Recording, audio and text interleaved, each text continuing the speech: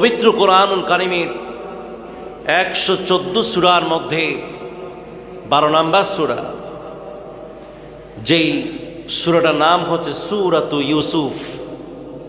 বলেন সূরাতু ইউসুফ। সেই সূরাতু ইউসুফ নিয়ে আলোচনা হবে। সবাই পড়েন ইনশাআল্লাহ। জীবনের পরিবর্তন ঘটিয়ে দিবে।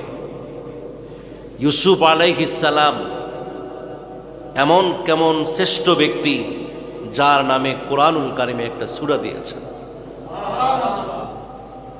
কি সম্মান অর্জন তিনি করেছেন, কি ইজ্জত আল্লাহ পাক তাকে দিয়েছেন, কিয়ামত পর্যন্ত তাকে দেবে।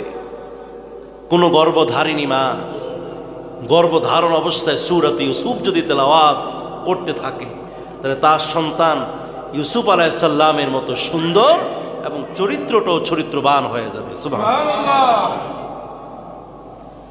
সূরাত ইউসুফ নিয়ে আমরা 15 দিন ব্যাপী আলোচনা করব। আল্লাহ পাক আমাদেরকে ইউসুফ আলাইহিস সালামের জীবনী শুনে আমাদের জীবনটাকে সেই জীবনী যেন করে নিতে পারি। আল্লাহ পাক আমাদেরকে তৌফিক দান।